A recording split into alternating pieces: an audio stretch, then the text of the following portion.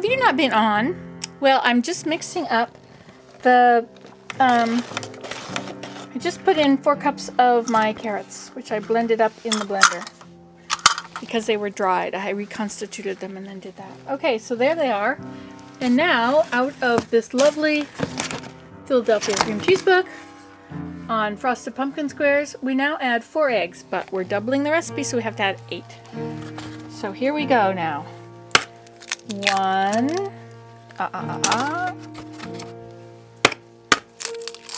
2,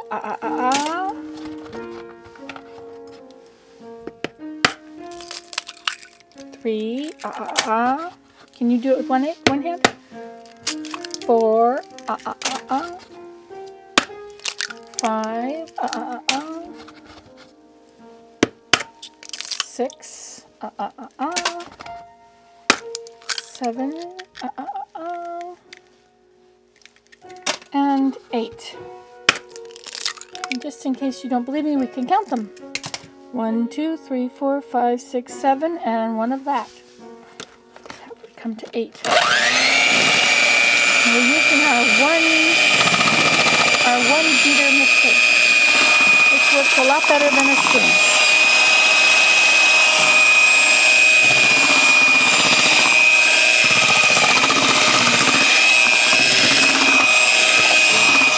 Okay, and next we will add, blend it until mix in combined dry ingredients. So we're going to add, let's combine all our dry ingredients, okay? 2 cups of flour.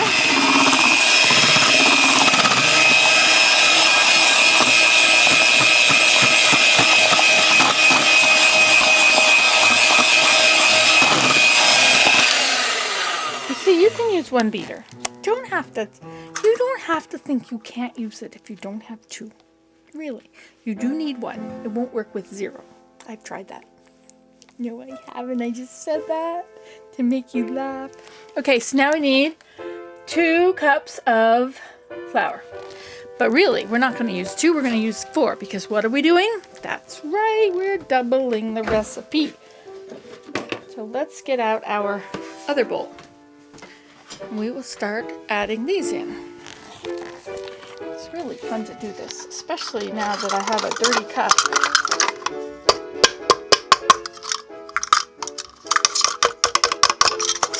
Okay, well, let's just do it anyway.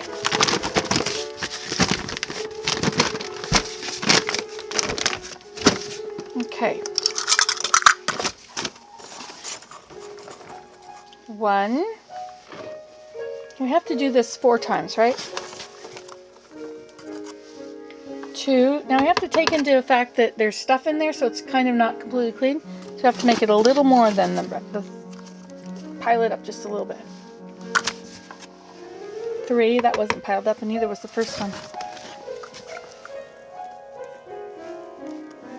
4. That makes up for not piling up the first and third one. Okay. Don't close. The book isn't dirty on that page. Now I don't know where it was.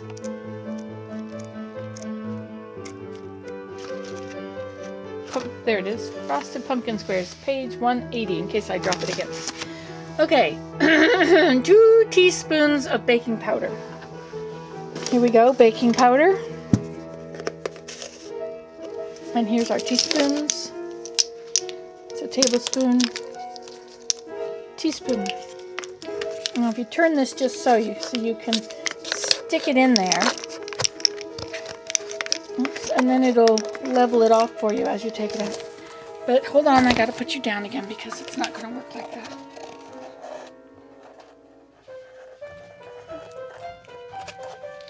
Well, it helps if it fits.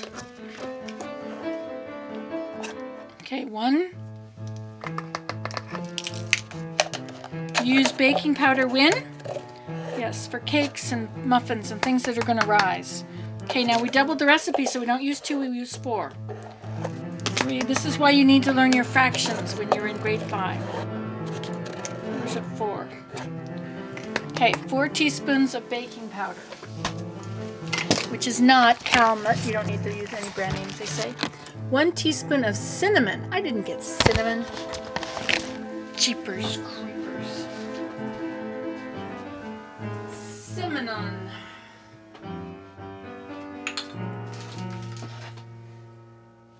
There it is.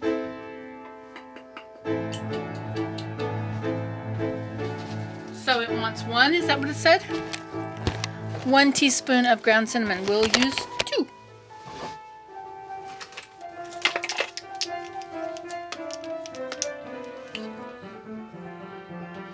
One, 2. Okay, and then we need something else here. Then we need baking soda, half a teaspoon of baking soda. Did you know that to make baking powder, you take baking soda and cream of tartar? That's how baking powder is made. So I need baking soda. That's in this one. See, baking soda gets chunky. Baking powder doesn't do that.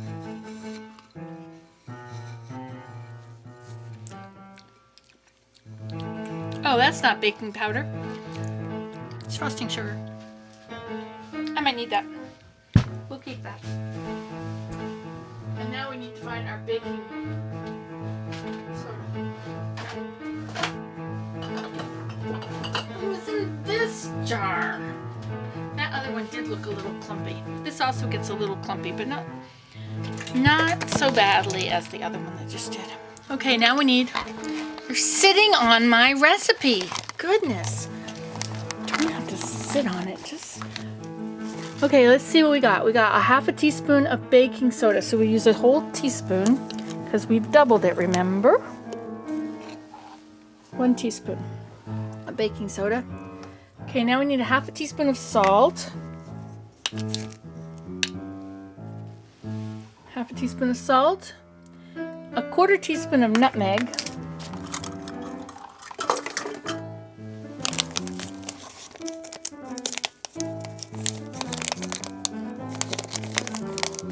Oh, open. Open. I have to use 2 pans, sorry. Okay, and now we needed... Oh wait, it said a half a teaspoon, but I didn't double that. A whole teaspoon of salt. Okay, a 1/4 teaspoon of ground nutmeg doubled would be a half. You need your fractions if you want to eat and you want to live. You die without fractions, you'll starve to death. Okay, and then you're going to need a cup of ground walnuts, chopped walnuts. Okay, so mix in combined stuff. So this is our combined stuff. I don't have much room here, cheapers. So we're going to combine our stuff with our sterilized fingers. And I know they're sterile. Unlike Mary Jane, who said, I said, are those fingers sterile? And she says, yeah, just lick them. I didn't lick mine yet. Okay, so there we go. So now we have to add this to that. It's usually a good idea not to mix it all at once. Stir, okay, you've got to, because you end up with lumps of it in there otherwise.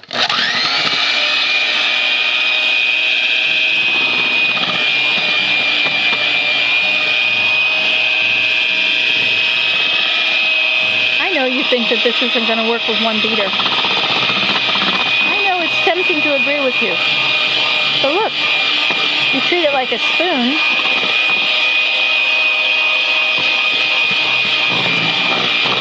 Gotta get down there at the bottom and mix it at the bottom, because often you end up with all your flour stuff mixed in at the top. And nobody knows you pour it in the pan. You wonder why it was so thick. I know you're going to turn off. You've got 30 seconds left. So we're just going to take advantage of those seconds. And we're going to add this stuff in. 19, 17, 16, 15, 14, 13, 12, 11, 10, 9, 8. I'm going to finish mixing this before I talk to you again. Goodbye.